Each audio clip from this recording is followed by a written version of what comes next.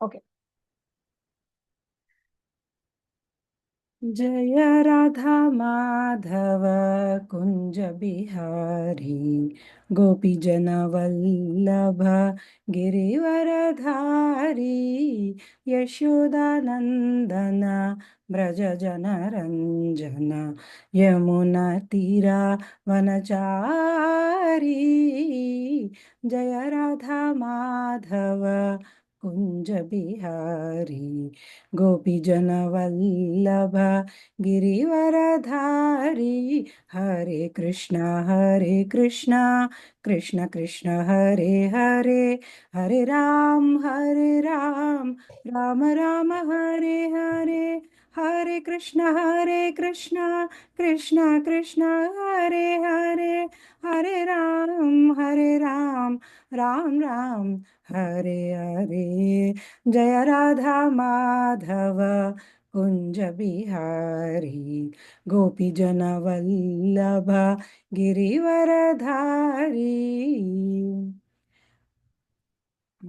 Usually I read the prayers, but then Prabhuji said that you all do very well, so I would like you to do. Please take turns and read. Please start, Mataji. Rajita Mataji? Kavita? Yeah. Om Ajnanatimirandasya Jnananjanashalakaya Chakshurum Militam Yena Tasmai Shri Gurave Namaha. So I continue the next also. This slide you continue. Next slide, somebody. He Krishna Karuna Sindho Dina Bandho Jagatpate Gopesha Gopikanta Radha Kanta Namostute Tapta Kanchana Gaurangi Radhe Vrindavaneshwari Rashabhanustute Devi Pranamami Haripriye Vanchakalpatarubhyasa Karpasindubhya Ivacha Patitanam Pavanebhyo Vaishnavebhyo Namo Namaha. Next. Which screen are you seeing? Are you seeing the presentation mode or what are you seeing? We're seeing only the slide presentation mode. Okay. Okay. Yeah, please next, somebody. Jai Sri Krishna. You can start. Some volunteers.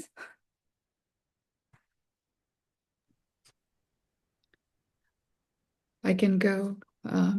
Please. Jai Shri Krishna Chaitanya Prabhu Nityananda Shri Advaita Gadadara Shri Vasadi Gaura Bhakta Vrinda Nama Om Vishnu Padaya Krishna Preshthaya Bhutale Srimate Bhakti Vedanta Swamin Iti Namine Namaste Sarvate Deva Gaura Vani Pracharine Nirvishesha Sunyavadi Paschatya Desha Tharine Hare Krishna Krishna Krishna Hare Hare Hare Rama Rama Rama Hare Hare. Thank you. So, yeah, I will start the class. So today, Jai Sri Krishna Chaitanya Hare Krishna Krishna. Om Namo Bhagavate Vasudevaya. Om Namo Bhagavate Vasudevaya. Om Namo Bhagavate Vasudevaya. So, Hare Krishna to all of you. And my name is Vagisha Devi Dasi. And my husband Prabhuji, he has taken the Karma Yoga classes for you. So today we will do a quick recap of the first 6 chapters, what you have learned, and then we will go into the Bhakti Yoga. So in the first 6 chapters, the living entity, what you have learned is the living entity has been described as non-material, spirit soul, and this living entity is capable of elevating himself to the self-realization by different types of yogas, right? So at the end of the chapter 6, it has been clearly stated that steady concentration of mind on Krishna is the highest form of all yogas, and this is called Bhakti Yoga. So Madgate Nantaratmana, Krishna says, right? Madgate Nantaratmana, when you are the steady concentration of mind on Krishna, you do, that is the highest of all the yogas, and that is called Bhakti Yoga. So in this chapter, from this chapter till chapter 12, Krishna teaches Bhakti Yoga. So earlier, Krishna spoke of attaining liberation by working with detachment, which is, we can say, renunciation in action. Now he will speak about devotion in action. Okay. So, so the seventh chapter, when we start this, we have heard, like, Navavida Bhaktis, there are 9 ways of devotion. And what are the 9 ways of devotion? They are Sravanam, Kirtanam, Smaranam, Padasevanam, Archanam, Vandanam, Dasyam, Sakhyam, Atmanivedanam. And so these are different 9 ways of devotion. Okay. In these 9 ways of devotion, the first of all these is Shravanam, and Shravanam is very important anga of the bhakti, or it is a very, very important first step to enter into bhakti. Shravanam is what? Listening. So that's where our chapter number 7 starts. So, of all the limbs of bhakti yoga, Shravanam or hearing is the first step. And by hearing, one can know the knowledge about the absolute truth, who is Supreme Krishna, and the living entities, who are we, what is our connection with Krishna, and the material nature, the Prakriti where we are living, and their manifestations. How is the spirit soul manifested? How is the Jiva manifested? How is the Prakriti? And so all the manifested. So knowledge about all this is like, we understand it by Shravanam. So here in chapter 7, Krishna asks Arjuna to hear about him. That's what is the first shloka. The first shloka says, Maya sakta manahpartha yogam yunjam madashraya asanchayam samagram mam yathagnasasi tashrunu. So, oh Arjuna, now please hear. Shunu means hear. Now please hear. How? By taking shelter of me, madashraya, and practicing bhakti yoga, yogam yunjam, and with mind attached to me, maya saktaha, then you can know me in full. Asanchayam samagram. So the first shloka, maya saktam manapata, yogam yunjam madashraya, asanchayam samagram mam, yathagnasasi tashrunu. So he's saying, oh Arjuna, please listen. By listening, all your doubts will be freed, and you will know me in, like, with mind attached to me, you can know me in full and free of doubt, he's saying. So here, complete knowledge of the Lord includes the knowledge of matter, the knowledge of spirit, and that he's a source of both and the controller of both. And actually, it is not possible to know Krishna fully because nobody knows Krishna fully. So we are only trying, like Krishna is giving essential principles or facts about himself and his energies so that we can understand him, we can know him. So now let us understand what the Gnana and the Vignana is about. In the second shloka, Gnanam Teham Savignanam Idam Vakshyami Asheshataha Yagnatva Neha Bhoyonyuj Gnatavyam Avashishyate. So here, what is Gnana? He's talking about Gnana and Vignana here in the second one. So what is Gnana? Gnana is that theoretical knowledge. What is theoretical knowledge? Example is like energies of Krishna. And what is this, like, material world made of? So all these energies of Krishna, when we say material world, it is the external energy of Krishna. When we say spiritual, it is the internal energy of Krishna. So this knowledge, which is a theoretical knowledge, is the energies of Krishna. And what is Vijnana means? Vijnana means the realized knowledge. Okay. Vijnana means, like, we can think about like realizing sweetness of Krishna. And among these two, Vijnana or realizing about sweetness of Krishna is greater than just knowing about his things. Like we want to know how the things work. At the same time, we want to know more about Krishna also. So among these two knowledge, the Vijnana and Vijnana is more prominent because it is directly about Krishna. So first we start here explaining about Gnana, like how this world is made of, what are the energies of Krishna, and how Prakriti, what is Prakriti, under what category we fall into, what category Prakriti falls into. By understanding all this, we will slowly go into the Bhakti Yoga about Krishna fully. So now, what is the rarity? How rare is this Vijnana? Because Vijnana, knowing Vijnana or directly about Krishna is not that easy. So knowing Krishna as he is, he says, Mam Vetti Tatvata as it is. One realizes Krishna as a possessor of unlimited knowledge, unlimited, inconceivable energies. And he is a cause of everything. He is unlimited. He is auspicious and his auspicious qualities and his omnipotence, omniscience, and affection of his devotees. So all this knowledge come under the Vijnana category. So here also, Krishna says, Manushyanam sahasreshu kaschit yatati siddhaye yatatamapi siddhanam kaschinmam vetti tattvataha. So Krishna says, out of thousands among men, one may endeavor for perfection. Of those who have achieved perfection, hardly anyone knows me in truth. So basically, what is Krishna saying here? This knowledge is very rare. It is not available to everyone. Krishna is not desperate for people.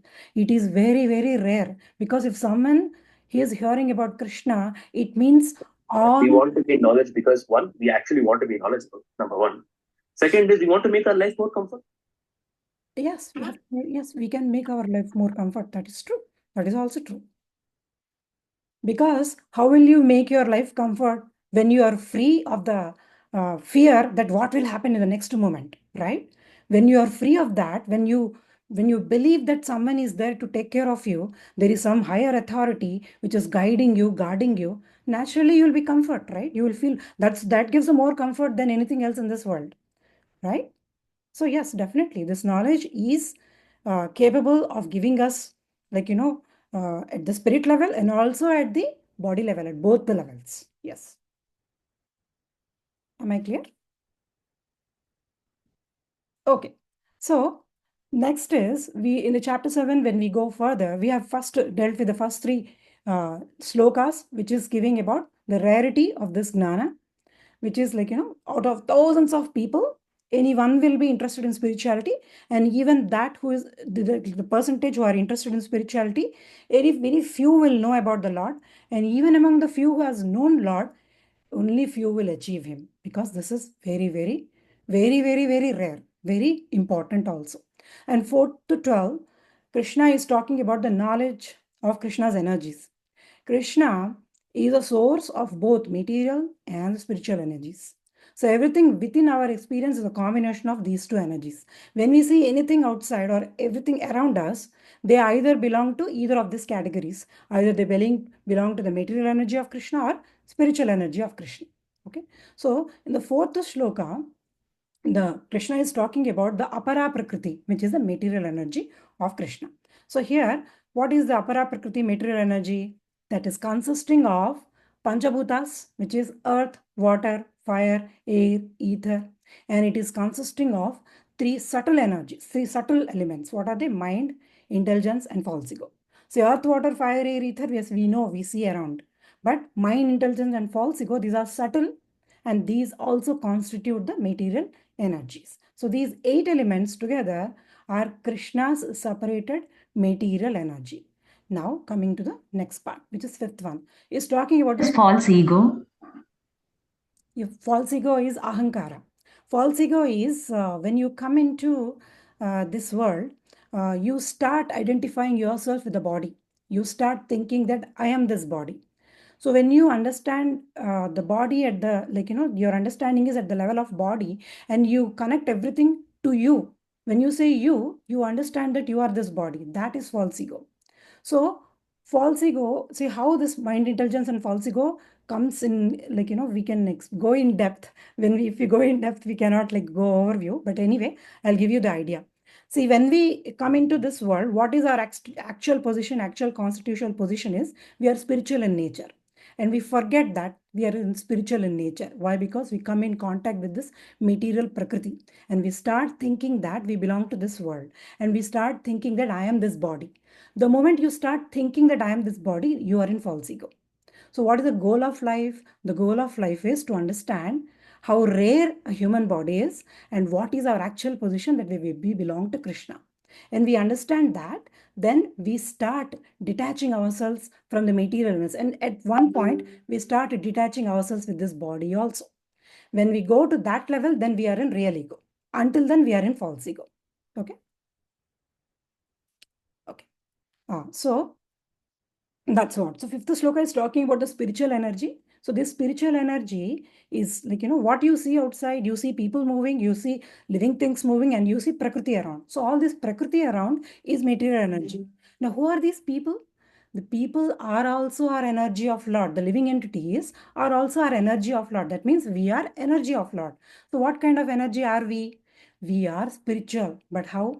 We are called Tatastha Shakti, which is the marginal energy of the Supreme Lord, representing the living beings who have potential to associate either with the supreme realm of the Lord or supreme spiritual energy of the Lord, or the material realm by forgetfulness of the Lord. So basically, when Tata means, see, Tatastha Shakti means, Tata means what? Generally shore. It's a margin, like a shore which is connecting between the land and the sea.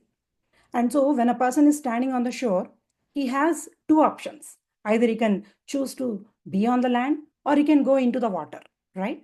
So we as living entities are practically that energy of the Lord. We are the Tata. Tata is, we are at the marginal shore, the shore or margin, where we have the freedom. We can either opt for the spirituality and come on the land, or we can opt for the material realm or go into the ocean. So that's why we call this as Bhavasagar, as a material ocean. And we are hit here constantly by the waves, by desires, by our actions, by reactions, and all this. So we are in this ocean. We opted this, and that's why today you and me, all of us are here, because we opted this. If we understand our real position and go out of this, then we can get free from this material realm. So that's why we are Tatastha Shakti. But what we need to understand is, unlike matter, which is external energy, or pure spirit, which is the internal energy of the Lord, we as a marginal energy has a free will. Krishna doesn't interfere with that free will. He gives this free will to everyone to choose like, where you want to live. So having talked about this marginal energy, who are none other than the living entities, then we talk about Krishna. Krishna with 6-7. Krishna is the creator, maintainer, and the destroyer. Krishna, the all created beings have their source in these two energies, the combination of unconscious matter and the conscious spirit. And he says, the Krishna says, I am both the origin and the end of everything. Okay. And in the seventh one, Krishna re-emphasizes this fact and says, Krishna not only creates and destroys, he also maintains all this, like, the material energy and the supreme and spiritual energy. And he is a supreme personality. And from 8th to 11th, Krishna presents, Krishna is all pervasive and the essence of everything. Krishna explains how he maintains this world. He is a source, he is a cause, he is a basis, and he is the essence of everything. In 8 to 11, he gives, like, everything is Krishna, definitely everything works with Krishna, but among them, like, he presents 14 examples to us from 8th sloka to 11th. Here, there are 14 examples Krishna is presenting, that he says, I am the taste of water, I am the light of the sun and the moon, I am the syllable in the Om Vedic mantras, I am the sound in ether, I am the ability in man, like, etc., etc. He gives like 14 examples like that. Okay. And in 14 examples, like, he explains that all these material energy is present within the three modes of material energy. So when you say Prakriti, when you say the whole world is working with three types of qualities, the modes, which are like, all these work with the three modes of material nature. And Krishna is beyond them, because Krishna is the one who plays with all this. And he is in charge of all this. So he is not in these three modes, but he runs this whole world with these three qualities. And what are these qualities? In the 12th shloka, Krishna talks about these qualities. Krishna says, Krishna manifests the three modes of material nature and is beyond the modes. So what are these modes? These are the qualities that influence our thoughts, our actions, and our behavior. So what are they? They are categorized into three. One is goodness, which is passion and ignorance, the three modes. So goodness, you can take some examples and understand what is goodness. Goodness is whatever purity, knowledge, peace, harmony, self-control, compassion, clarity, all this come under the goodness category. Of course, there are so many are there, but we are like naming some so that we can understand. And passion, when you come to passion, desire come under passion, attachment, ambition, restlessness, and ego, and this competition, all these are few examples of how passion works. Ignorance is the laziness, the delusion, the inertia, negligence, confusion, all these come under the category of uh, ignorance. So having talked about these three modes, uh, from 13 to 19, so we see that he has talked about the material world, the three gunas, and of course the living entities also. Now among us, there are some who are seeking shelter of the Lord, and there are some who are not opting for this, right? Who are not taking shelter. But Krishna explains us what is the importance of taking his shelter. So in the 13th shloka, he says, Jivas tribhir gunamair bhaver evi sarvam idam jagat mohitam nabhijanati mamebhya param avyayam. So what is Krishna saying here? Jivas are deluded by modes. What are these modes? Goodness, passion, ignorance. We have discussed.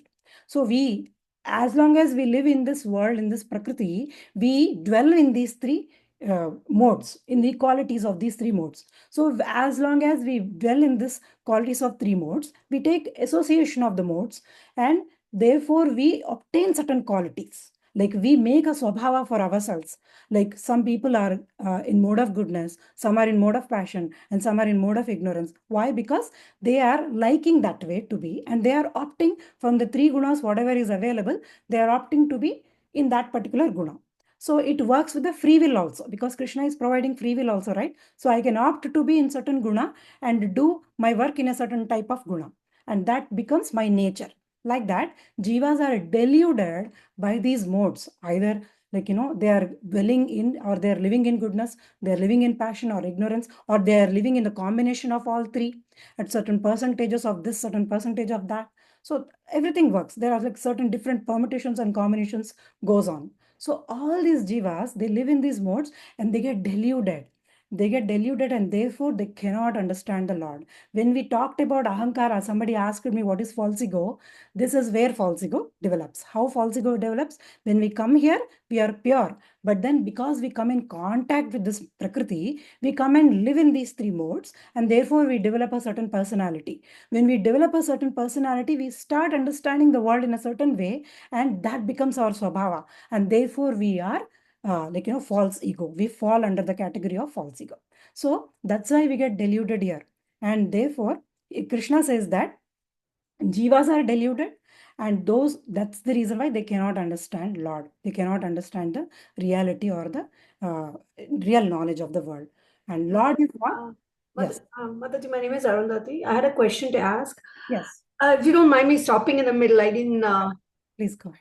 Mataji, I mean, why is it so, like, why does Krishna make us all so, it brings us out in such modes? If the goal is to be one with the Lord, then why are we like this? Like, why does he make us this way? Because That's a very good question. And the whole Bhagavad Gita is about that. So okay. the whole Bhagavad Gita fast. answers this question. Yeah. So yeah, it's a very good question. So basically, yeah, there are, like, if you want me to go into the depth, I can take classes like, so many hours. But then, yeah, because we are doing at the broad level. So why we come under this like different is because we are by nature spiritual. And so before coming into this material world, we are Sachidananda Swarupa Atma, like Lord only. So, and we doesn't come under the category of this false ego. So what happens is, when the jivas, because Krishna gives free will everywhere, we have this free will, we have opted to enjoy independently of the Lord, and therefore we are given facilities of this body and this material world and then sent here. And so the moment we come here, we come and then associate with this material world and acquire the qualities from these three modes. And finally, in this process of independently enjoying from Krishna, we forget ourselves that we belong to Krishna. We are part and parcel of Krishna. And that is the reason why different people will acquire different modes and different percentages.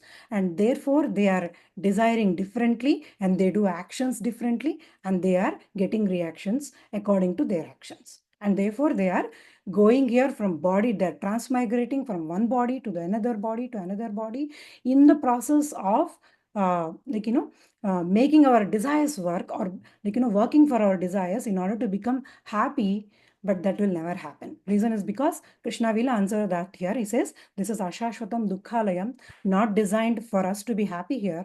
But if somebody is searching for happiness here, he's the biggest fool. That's what Bhagavad Gita is talking about. And yes, you will go in depth. And to answer your question, yes, we will definitely will go in depth. But right now we have to do the synopsis of everything. So let us go through. Yeah, thank you, Mataji. Yeah, okay. So here, jivas are deluded. We have understood that since we are born and we dwell in these three modes always. Okay, is there any hope? Because as long as I live here, I have to be in these three modes because whole Prakriti is made out of it. And I have to be here. So as long as I'm here, I will be either working in goodness or passion or ignorance. It is just like as long as I live here, I have to inhale oxygen, right? Without oxygen, how will I live? So similarly, as long as I'm here, I have to be in these three gunas. Now, where is the hope for me? How can I learn bhakti at all? Because as long as I'm in this modes, Krishna is saying, you're deluded. If I'm deluded, then what is the hope for me? That's why Krishna answers this. He says, okay, is there any hope for me? Krishna says, yes, there is hope. He says, Daivi Hesha, in the 14th one, Daivi Hesha Gunamayi Mama Maya Duratyaya Mameva ye prapadyante Maya metam tarantite. What is Krishna saying? Daivi Hesha Gunamayi means this divine energy of mine consisting of three gunas. Basically, he's talking that, yes, you are in Prakriti, and this Prakriti is my divine energy, which is external energy or which is Maya energy. And that energy is very great. You cannot win over it. It is Daivi Esha Gunamayi, divine energy of Lord. So therefore, Mama Maya Duratteya. It's very difficult to overcome. So what is he saying? But there is one way. Mamevaye prapadyante Maya metam tarantite. Krishna is saying there is one way to get out of it. That is, those who surrender unto me can easily cross over this Maya. So who can easily cross over these three gunas or these three Maya? Is people who take shelter of the Lord. I have one example we can take and explain that, say for example, you want to enter a house, and that you are standing outside the house and there is a gate and you are outside the gate. And that house is being guarded by a big dog, and that dog is very fearful and it definitely will not like you the moment you enter it. It will listen to the owner. It's not going to listen to you at all. So what is the best way to do? You want to go inside the house, meet the owner. What is the best way to do? If you open the door and go by yourself, definitely that dog is going to catch you and bite you. Maya is that dog here. And home is that our eternal abode, which we came from, and we want to go back. Now, who is the owner of this house? Krishna is the owner. So what is the best thing you can do to enter there? You stand outside only, you call out to the owner, right? When you call the owner comes out, he takes care of his dog, you happily walk in, and then you can talk. Because the dog listens to him, you can easily talk. This is what Krishna is saying. Daivesha Gunamayi Mama Maya Duratteya Mameva ye prapadyante Maya mitam tarantite. By yourself, not possible. So if you take shelter to Krishna, if you surrender, then Krishna is saying it is easy. And so in 15 to 19, there is a discussion. Krishna talks about different people who do not surrender. And he also talks about, in the 16th shloka, different people who surrender to the Lord. So what type of people who do not surrender is described in 15th. So those who do not surrender. And who are they? 15th is talking about, there are 5 people. Dushkritina. The first one is Dushkritina, evildoer. So these people whose intelligence is based on selfish or harmful purpose, and they may be materially smart, but their actions are sinful. So why they do not surrender? Because their minds are preoccupied with selfish desires, pride, and greed. So example of such people are like corrupt politicians, or you can also call some scientists who who work for these atom bombs or destructive purposes. And so you can take these Dushkotinas come under this category. And the second category is Mudhas. Krishna is saying fools. Who are these fools? They are spiritually ignorant or fools. Meaning what? These are materialistic people who are too absorbed in worldly duties to consider spiritual life. They don't have time for spiritual life at all. They are so, absorbed in worldly duties, their job all the time. They lack discrimination about purpose of life. Why I am born? Who am I? So why they don't surrender? Because they're ignorant of the spiritual reality and their only purpose is sense gratification or temporary goals. And of course, anything we achieve here is temporary, right? Because one day we have to leave and go. So that's what he's talking. And so example of such people are someone who thinks life is only about working, only about earning money, only about enjoying pleasures. Or you can call a person who is a workaholic. So these people come under this category. And next category is Naradhama. Naradhama are the lowest of the mankind. Who are these people? These are the people who neglect their human potential for self-realization.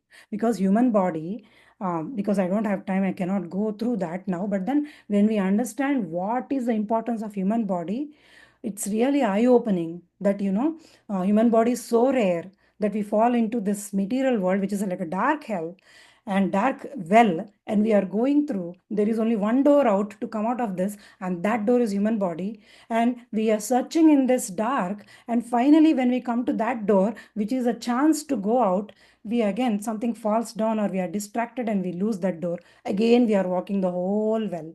So this is why we say Maya Prahartas, or sorry, Naradhama are the lowest of mankind, because they get once the opportunity and they get let go of it for some distraction, some kind of distraction. They waste their human birth on degrading behavior or rejecting dharma.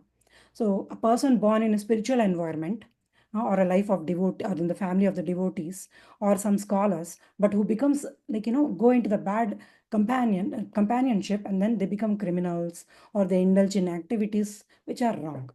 So the next category is Maya Praharata. Maya Praharta are those people whose intelligence is or knowledge is stoned by illusion. These are the people, they may be intellectually educated, but their true wisdom is covered by Maya. They are often proud of their knowledge. Why they don't surrender?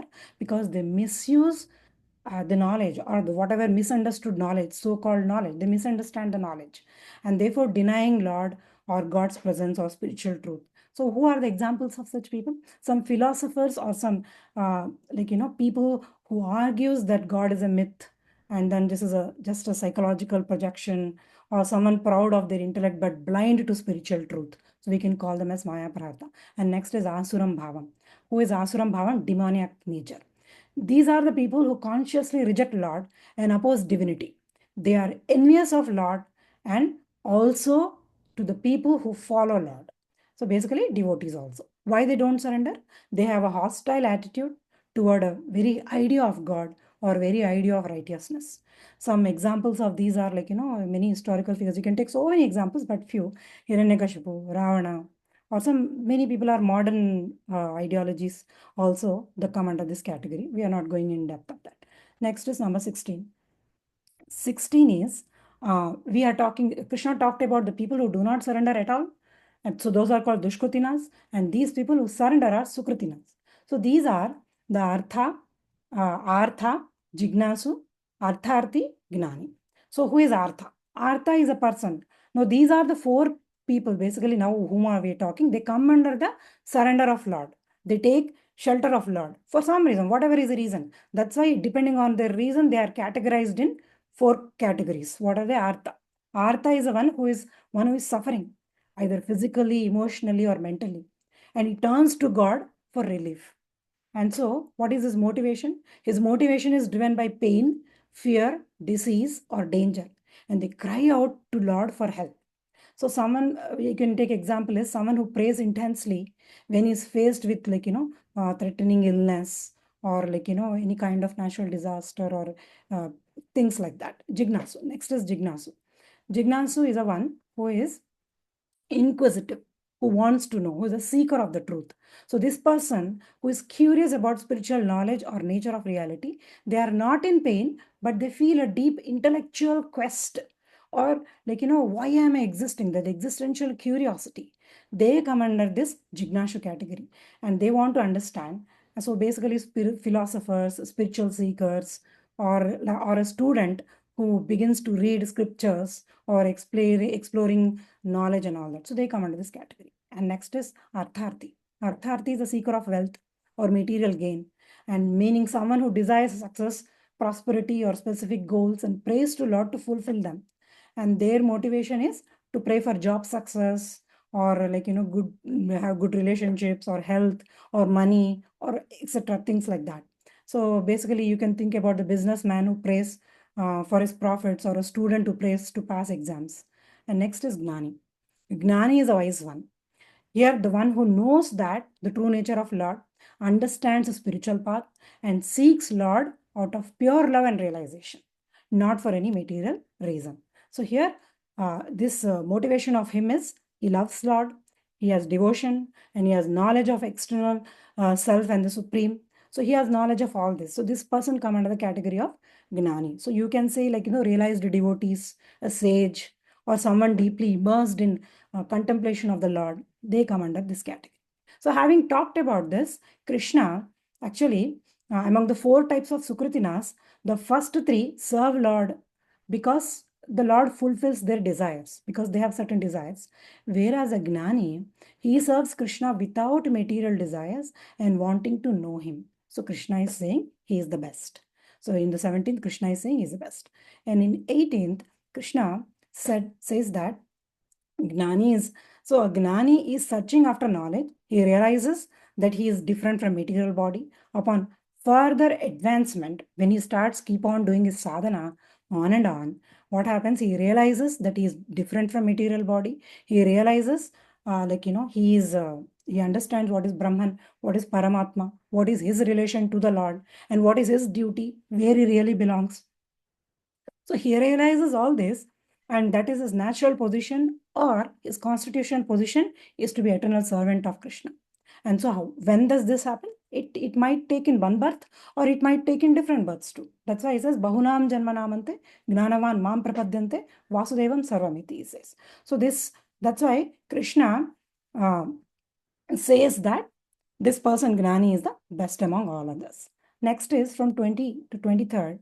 Here Krishna is talking about demigod worshippers, those who worship demigods for fulfilling their desires. So who are these people? Just now we have talked about the highest truth, which is Krishna. There are some people who even pray demigods, and who are who even think that there is no form of the Lord, we worship light and all that. So there are so many people. So Krishna is talking about demigod worshippers. Who are these demigod worshippers? Those who worship demigods for fulfilling their desires continue to take birth again and again, because they are kamais taistair hritagnana prapadyante anya devata tantam niyamamasthaya prakritya nitya swaya. Those whose intelligence has been stolen by material desires surrender onto demigods and follow the particular rules and regulations of that particular demigod, and then they try to fulfill their desires by worshipping these demigods. So they are this category. So now the position of demigods are temporary, and so how can their results be permanent? Now why position of demigods is temporary? Because we will learn here in the next few sections that what is this material world. In this material world, we are talking about the living entities at this realm. There are living entities at different realms. In Swarga planet, 7 planets up, 7 planets down, and in between Earth. So the 7 planets up, demigods usually reside there. And these demigods like Indra, Chandra, Vayu, Surya, all these people, Brahma, all these people are demigods. They are devatas. And so these devatas are also temporary, because when we call Indra, Indra is not permanent. Indra is a post. Similarly, Chandra is a post. Surya is a post. Brahma is also a post. So this post changes in every kalpa, every manvantara. So in one day of Brahma, this knowledge, I cannot go into the depth of this, because to explain this, it will take time. But for now, what you understand is, yes, in the timeline of this material world, Brahma's life is that we will learn very shortly. But for now, understand that every day of Brahma, there are 72 Manus will come, and in each Manu's reign, all the set of demigods will change. So the whole set of what we have right now, the ministers and the cabinet ministers who are acquiring the positions of demigods, they all will change once the Manvantara changes. So right now, Vaivasvata Manu, when we do puja, we say Vaivasvata Manu, Kali Yuge, Pradupade, Bharatavarshe, or America Varshe, America Khande, whatever. So what is this? Vaivasvata Manu's reign is going on, who is the 7th Manu. So till now, 6 Manus have happened. The 7th Manu is going on. So in this day of Brahma, how many Manus will happen? 14 Manus will come in one day of Brahma. So in each Manu's reign, all the demigods will change. And so who are these demigods? Demigods are none other than living entities only. When they do certain good categories or good yagnas and they acquire good qualities, they are given that position for that Manvantara. And if that, once that whatever pious deeds they have done is exhausted, then they will come out of that demigod position. So right now our Brahma is acquiring that position, is 52 years old. And so once he'll finish 100, Brahma also will be replaced. Okay. So next to Brahma is, they say Hanuman is going to be the next Brahma. Next to Indra is Bali Dev, like this. So what we understand here is, the point what to understand is, demigods are temporary. Demigods are not permanent. In this material world, whoever is living are all temporary. So when demigods are temporary, somebody praying these demigods, how can his benefits be permanent? Definitely temporary results only, you'll get it, right? That's what Krishna is trying to explain here. And he's saying they are less intelligent. Why he is saying is less intelligent? This is the reason. Okay. So next one is, yo yo yam yam tamam bhakta swadhaya michati tasya tasya achalam shraddham tam eva vidyamaham. So in everyone's heart as a super soul, and as soon as one desires to worship some demigod, I make his faith steady so that he can devote himself to that particular deity. Having said that, Krishna is saying, demigods are temporary, but if you like demigod, I am the one who is going to give you faith towards that demigod also. Why? Why Krishna is doing this? Because Krishna is eternal Father. He respects your free will. You have free will to opt what you want. So if you have opted that you want to pray some demigod, Krishna says no problem, and he gives faith. That's what he's saying here. And Krishna is also saying that I am in everyone's heart as a super soul. As soon as one desires to worship some demigod, I give it. And he says, Sataya Shraddhaya Yuktas Tasya Radhamihate Labhante Chatatah Kamam Mayeva Vitan Hitan. Endowed with such faith, he endeavors to worship a particular demigod and obtains his desires. But in actuality, these benefits are bestowed by me alone. Krishna is saying this point very clearly. So, Krishna is saying, even though that person is thinking demigod is giving everything, he doesn't know the point that I am only giving to him through the demigod, because his bhakti or his shraddha is through the demigod. So whatever benefits he is getting it through me only, because all the demigods are under me. So if they want to give something, they cannot independently give. They will ask me and I will give to them. So they will give to that particular person. Okay. So endowed with such a faith, he endeavors to worship a particular demigod and obtains. So that's it. Antavantu phalam tesham tad bhavati alpamedasam devan deva yajo yanti madbhaktim yanti mamapi. Men of small intelligence worship demigods, and their fruits are limited and temporary. Those who worship the demigods go to the planets of demigods. Yeah, wherever one worships somebody, he definitely goes to that place. So these demigod worshippers, even though they have perfected that, or their desires are fulfilled, and they perfect their worship to demigods, and they leave their life, they go to that particular demigod's world once they leave this body.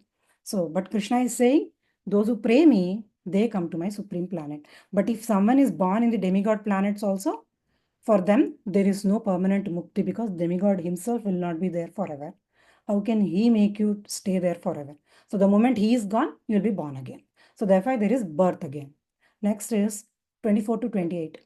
Next category Krishna is talking about is Mayavada. Mayavada, he says, who is Mayavada? Let us see. Krishna is saying, Avyaktam Vyaktim Apanna, Manate Mama Buddhaya, Paramam Bhavam Ajananto, Mama Vayam Anuttamam. So, unintelligent men who do not know me perfectly think that I am the Supreme Personality of Godhead. Krishna was impersonal before, and I have assumed this personality. And due to their small knowledge, they do not know my higher nature, which is imperishable and supreme. So, Krishna has called demigod worshippers as less intelligent and Alpamedasam. He said, right? Krishna is calling these Mayavadis as unintelligent, totally unintelligent, which is even more worse. Why? Because they believe that just like how we are born, like we didn't have a body before, but once we have the body, we have come into this body and we are dwelling in these three gunas. The moment we give up this body, we will lose the body and again we will not have a body. So next body when we get, until then we don't have, and then we get. So they think that Krishna is also like this. He has come here and born as a Devaki Putra. He has assumed a body and he is also like us, living in these three gunas. And once he also has a death. So he will be gone again when he takes a body. So their understanding is this. That's why they are Mayavada. And Krishna is saying this is totally wrong. And that's why they are unintelligent. At least demigod worshippers are less intelligent. Here he's calling them unintelligent totally. Next is Nam Prakasha Sarvasya Yogamaya Samavrata Modo Nam Abhijanati Loko Mam Ajam Apyayam. So Krishna is saying, okay, some people are like this, praying demigods, some people are this. Now, why Krishna keeps the right of not revealing himself to all? It is not easy to know about Krishna. Krishna told before, right? Out of thousands of people, one will endeavor. And out of that also, one will really know me. And out of people who really know me, only few will come to me. So it is not easy. That's why he's saying that point here again and saying that, yeah, I do not reveal myself as it is to everyone because Krishna keeps the right of not revealing himself to everyone. It is Krishna's will. He doesn't want. So if Krishna has eternal form, eternal qualities, pastimes, then why we not see things at all times? Because Krishna says, I am never manifest to foolish and unintelligent. For them, I am covered by my internal potency or my internal energy. And therefore, they do not know that I am unborn and infallible. And what is Krishna in reality? Krishna answers that in 26 and says that Vedaham samatitani vartamanani charjana bhavishyami cha bhutani maam tu veda na kaschana. I know everything that has happened in the past, all that is happening in the present, and all the things that will happen in the future. But me, no one knows. Why no one knows Krishna? Because of the delusion and the dualities of the honor, dishonor, happiness, misery, good, bad, man, woman, pleasure, pain. We are fallen in this material world and we are dwelling in these three gunas and we have acquired a swabhava and therefore we are thinking, I am we are falling in these dualities because this whole world is filled with dualities.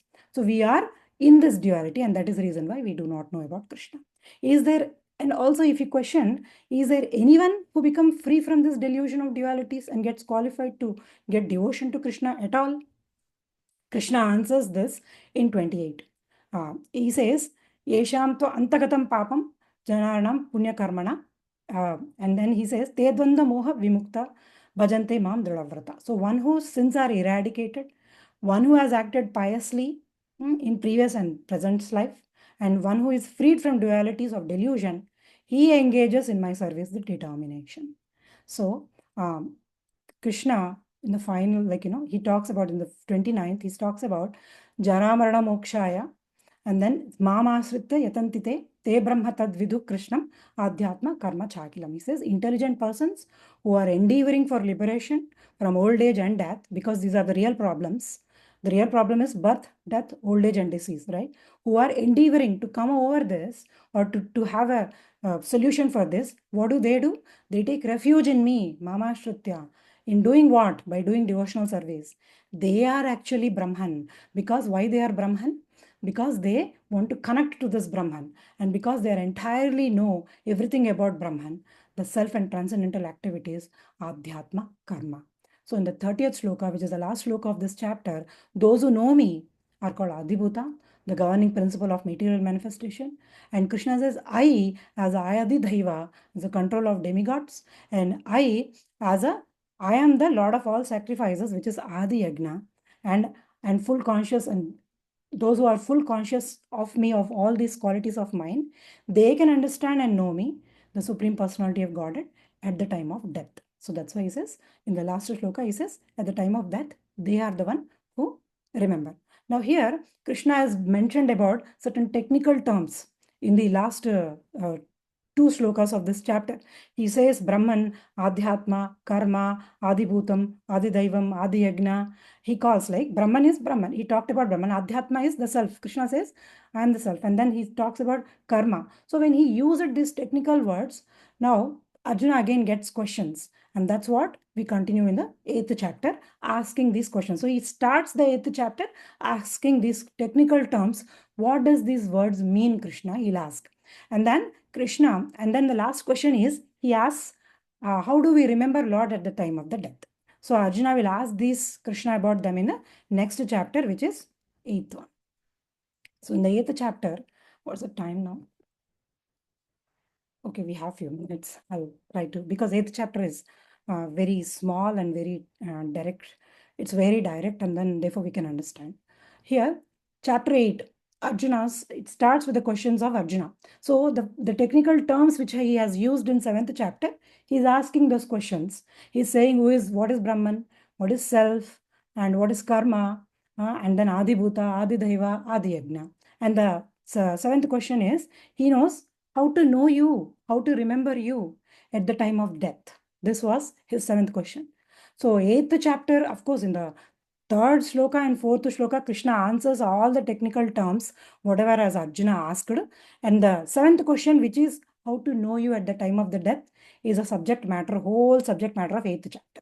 The rest of the chapter answers this question. What is the question? How do I remember you at the time of death? So all the first, the questions, the technical terms, what as Arjuna asked, Krishna answers them in 3 and 4. He says, Brahman. Arjuna asks, who is Brahman? Yes. Krishna's, yes, question. अरे वो बैठ जाना भूल गया.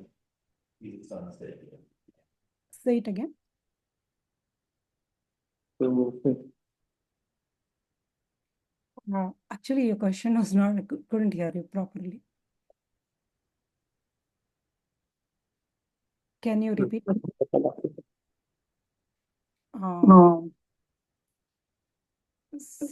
Actually, not clear. Sorry. What is that?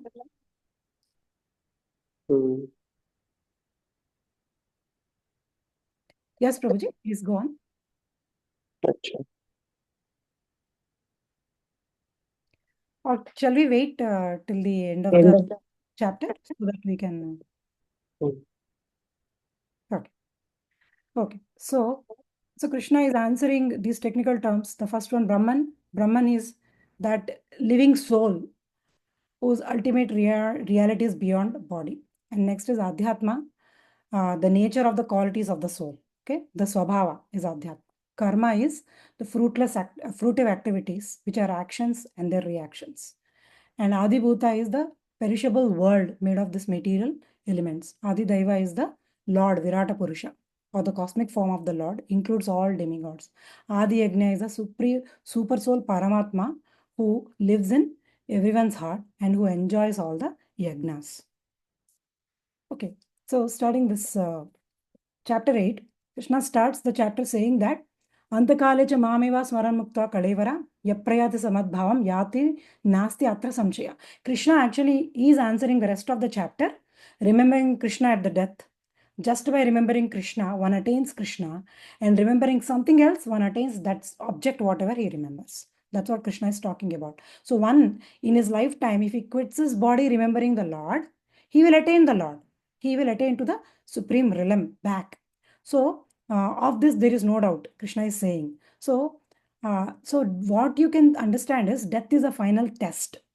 Is it possible to remember Krishna just like that by not doing any endeavor at all? Not possible.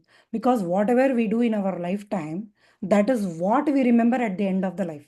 Because at the end of the life, it is said that whatever a person does in his life with full interest, or you did something wantingly or desiring something, that picture comes and stays in front of you. So therefore, to that body, whatever is the person thinking, to that body he will achieve. So that's what the second verse is saying. Yam yam vapi smaram bhavam Dajanti anta kalevaram tantam evaiti kauntaya sada tad bhava bhavita. Krishna is saying, whatever state of being one remembers when he quits his body, O son of Kunti, that state he will attain without fail. So that's why Is it easy? Because death is a last test, right? Nothing will be in our hands. Our body is also not in control. We will become so weak. Many times we can't eat, we can't breathe, we can't do anything. At that time, is it easy to remember Krishna or do japa? Definitely, it is not easy. When will it become easy? Why all the devotees do the upasana throughout their life? Why they do sadhana towards through the life, all through the life? Reason is because when you train your mind in such a way that even when you are weak, and at all times you're thinking about something that actually comes out. See, why we do ekadashi, why we do fasting, why we do all these things is, see, on the days of, one example I'm giving, okay, on the days of ekadashi we are very weak, we don't eat anything, or we don't eat enough food, still we are chanting. So what are we doing here? We are training our mind. Even though you are weak, even though you are not able to sustain, still take the names of Lord, because this is what will help you. This is what will help you towards the end of the life, because this is what will be your situation at the end. So therefore we train ourselves throughout our life and training our mind, so at the end of the life, when even we are in the same situation as not able to eat, not able to do anything, we can still remember Lord, because we trained ourselves that way. So that's why Abhyasa Yoga Yuktena Chetasa Nanyagamina Paramam Purusham Divyam Yati Parthanu Chintayan. He who meditates on me as the Supreme Personality of Godhead, his mind constantly engaged in remembering me, undeviated from the path, he, O Partha, is sure to reach me. So Krishna says, he can, then it is easily possible. Otherwise, it is not possible. So therefore, one should practice remembering Krishna throughout life, even while doing duties. Like, here in the case, like he's talking about, because Arjuna is a Kshatriya, his duty is to fight. So Krishna is talking about fighting. But in our case, we have our own prescribed duties, right? As a Grahastha, as a daughter-in-law, as a son, as a son-in-law, we have our own duties, or work-wise. So while doing our duties, we have to practice remembering Krishna. Because constant practice, Abhyasa Yoga, and unwavering focus, Ananya Bhakti, will definitely allow us to think about Krishna. And the moment we think about Krishna, we give up the body, we go to Krishna, we can put an end to all these material miseries and suffering which we go through from body to body. Next. Ninth one is meditating on Krishna through yoga. So Krishna is giving different paths. There are different paths which we have explained before in 1 to 6. There is Ashtanga Yoga, Satchakra Yoga, and Gnana Yoga, Karma Yoga. So many yogas are there. Bhakti Yoga is also there. So Krishna is talking here about, he has talked about Bhakti Yoga before. Like Antakale Chamameva Smaran Mukta Kalevara. That is Bhakti Yoga. So remembering Krishna, how you live. Now he is talking about different other paths. 9 to 13. So Krishna is talking through yoga, how you remember.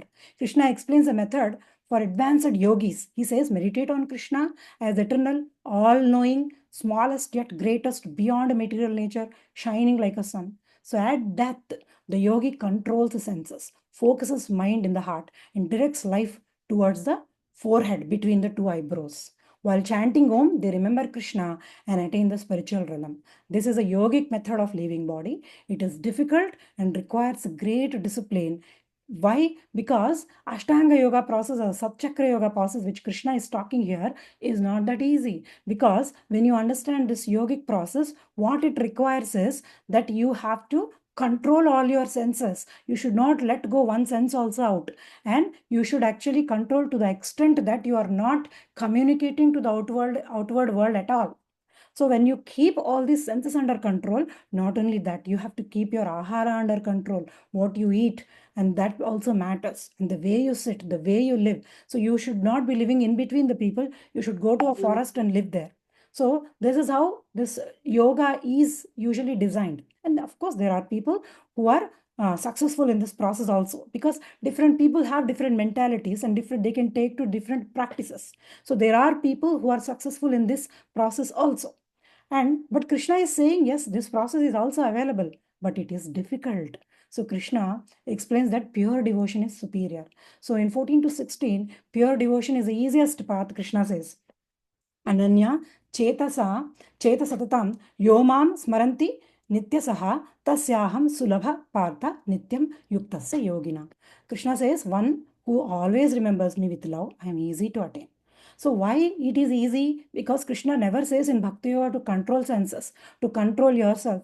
Do not do this, do not do that. No. You can eat whatever you want, you can use your senses, but then that should be offered to Krishna. Easiest way, right? You can eat whatever you want, but then you cook, offer it to Krishna and take prasada. So that way what happens? You are not restricting your senses, but at the same time, you're directing it towards the Lord. So this way, what is happening? You're not changing your lifestyle much, but you're only adding the element of Krishna. You are adding Krishna to the center of all your activities. That's why Krishna is saying Bhakti Yoga is easy. You don't have to control, you can enjoy, but add Krishna to that enjoyment. So that's why he says, Mamupetya punarjanma dukkhalayam ashashvatam na napnuvanti mahatma samsiddhim paramam gatim. After reaching me, there is no rebirth. All other planets, including Brahmaloka, including other lokas, are all temporary. Souls there also face rebirth. Only Krishna's spiritual world is eternal, and reaching it frees one from suffering from ever. Next, Akshara Parabhama. Here we have talked before, right? That Brahma's day and all the Indras and everyone there stay is also temporary. That's what is explaining here.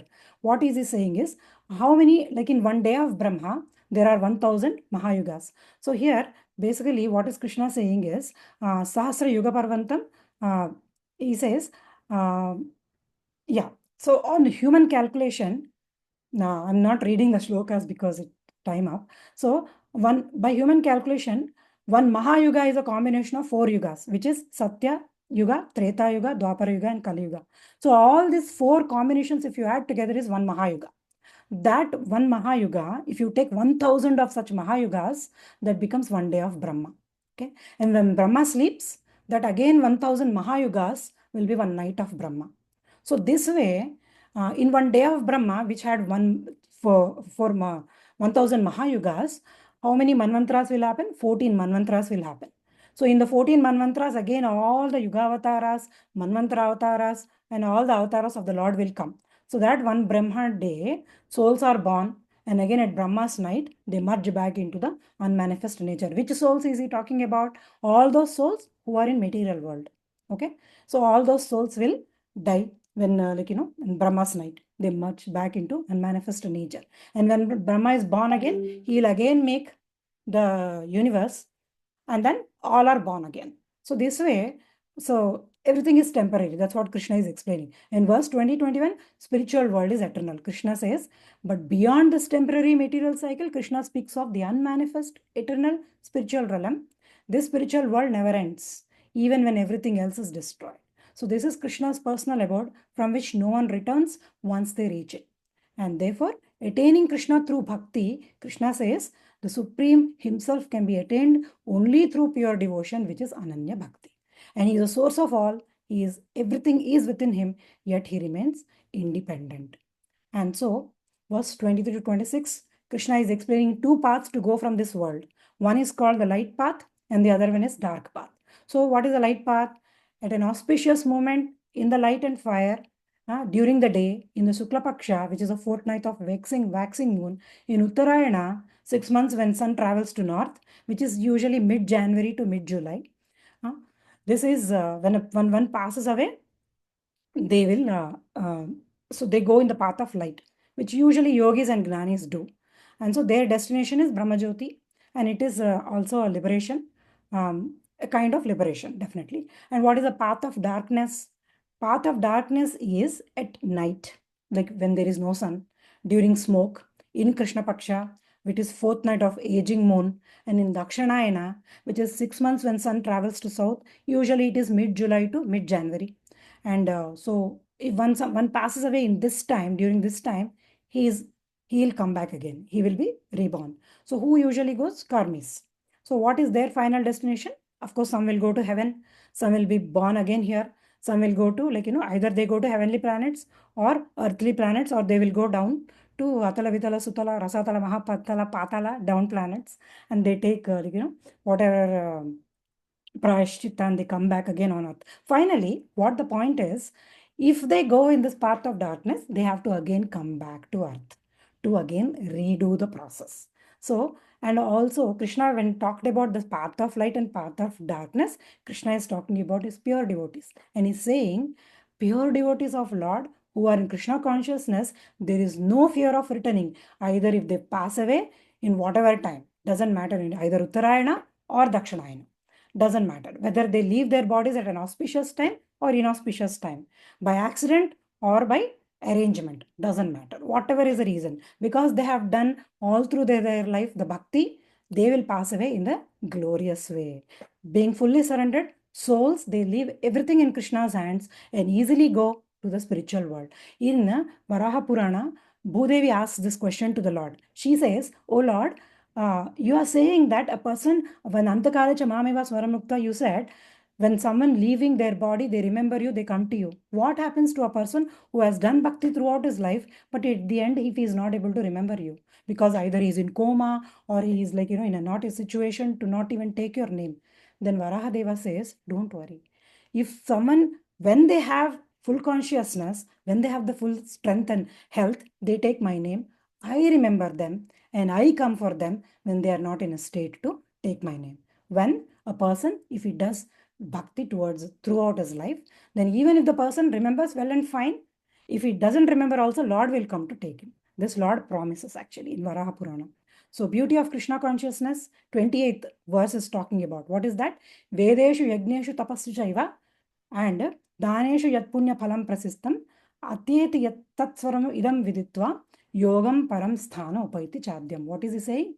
By studying Vedas, performing sacrifices, undergoing austerities, whatever pious results a person may achieve, by giving charity or whatever, one can easily surpass all of them by knowing just me and my glories. So the beauty of Krishna consciousness is, by engaging in devotional service, one can surpass all the rituals of different orders of life. He will easily go to spiritual realm, just by performing, by surrendering to Krishna. So I'll stop here, and please, any questions or comments or any points anybody has, please go ahead.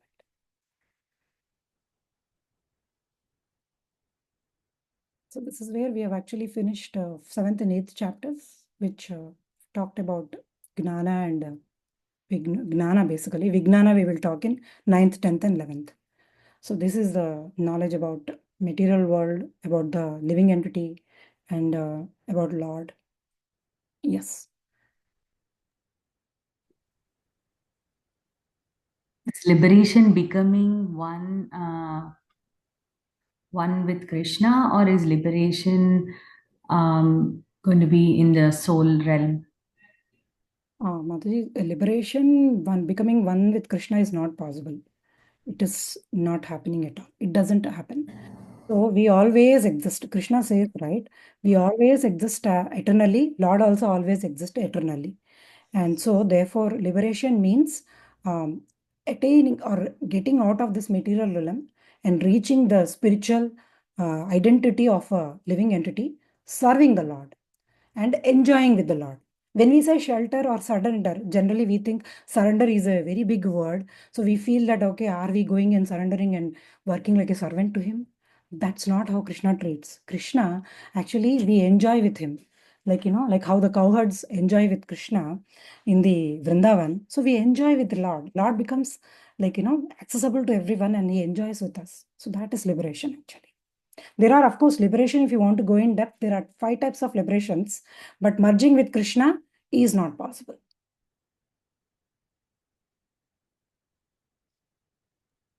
Mataji, so liberation means moksha? Yeah, in Sanskrit, it is called moksha. Correct. Okay, thank you. Also, I just wanted to understand, it says that path of light is departure during the day and path of darkness is departure during the night. Like, it's a bit confusing. Like, does it literally mean that someone dies during the day? Yes. Or Yes, it means that someone dies during the daytime when sun is there. That is path of light. Someone dying in the night time when sun is not there is darkness. so when someone dies in the night time, like, then they are sure to not get moksha? Yeah, as per Bhagavad Gita, no. But of course, there are different combinations. This is the general principle, but then you have to consider the person also, right? Like, different, basically, we cannot judge that this is the only way it happens. There can be different permutations and combinations happening to this. say for example, a person has taken the shelter of the Lord, but he did not do it seriously. And if that person is passing away, definitely he should be given one more chance, right? So if someone does bhakti in, like, taking the name of Krishna or understanding the reality of Krishna at least once in their lifetime, they are assured a human body definitely. So they will be definitely, they'll come back, they'll take rebirth, but they will be given a definitely good position if they have done something good, a good position to start with. So we just take this as black and white and say that if someone is passing away during night time, then they are all gone cases. And no, that's not how it works. This is a general principle, but again, it is up to Krishna, up to the person. Different combinations of permutations can happen here. Okay. Okay, thank you. I also had a question in the chat box. As per Bhagavad Gita, does it mean demigods means everybody other than Krishna, like Sitaram, Hanumanji, all everybody is demigods? Yes, other than Krishna, other than Vishnu Tattva, everybody comes under demigod category. Yes. And that's mentioned in Bhagavad Gita? Yes, that is mentioned in Bhagavad Gita. Krishna and Krishna Tattva. Because Krishna, personal expansions of Krishna and all the Vishnu Tattva doesn't come under demigod category. All others come under demigod category. Yes. Okay. Mataji, just Okay, a thank you. Mataji, just follow up there. So avatars of Vishnu are also considered Krishna Vishnu, like Rama and no? They all are expansions of Krishna, incarnations of Krishna, so they do not come under demigod category. They are as potent as Krishna himself, because they're expansions of the Lord. Just like how you can imagine is when you are lighting a candle, right? The original candle, and you have 100 of candles. If you are lighting with the original candle, if you are lighting all other candles, the intensity of the original candle, will it go down? No, it won't. At the same time, because the other candles are lit by the original candle, will their intensity will be less? No, it is like that. Okay, thank you, Mataji. Yeah, sure.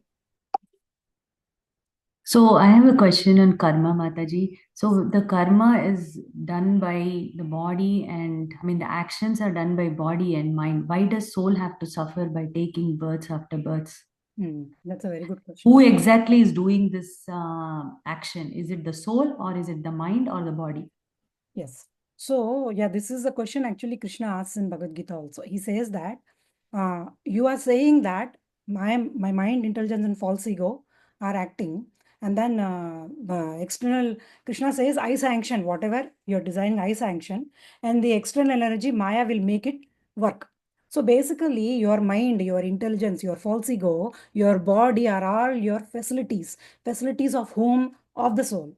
So the soul, when it was in the spiritual realm of Krishna, it wanted to independently enjoy of Krishna. Therefore, it is given the facilities of which, like, body is a facility, mind is a facility, intelligence is a facility, and false ego. All these are facilities. So whose desire is it actually working? It's a soul. It's a soul who is responsible. It's like, when you give your power of attorney to somebody, they act on behalf of you. So they are not responsible. You are responsible directly. Similarly, even though the subtle body, which is like, gross body and subtle body, the two levels of bodies, right? Gross body is the Sula Sharira, which we are seeing outside, and Sukshma Sharira, intelligence, mind, and false ego are there. So all these work together to make whose plan work? Soul's plan work. So what is the desire? Who is the main one who is desiring? It is a soul. So therefore, the soul is subjected to body after body.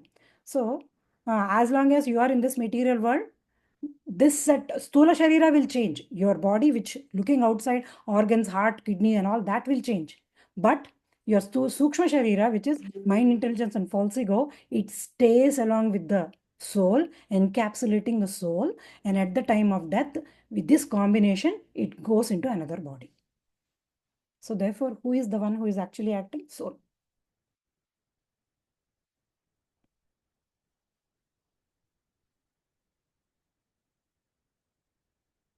Okay. So any other questions?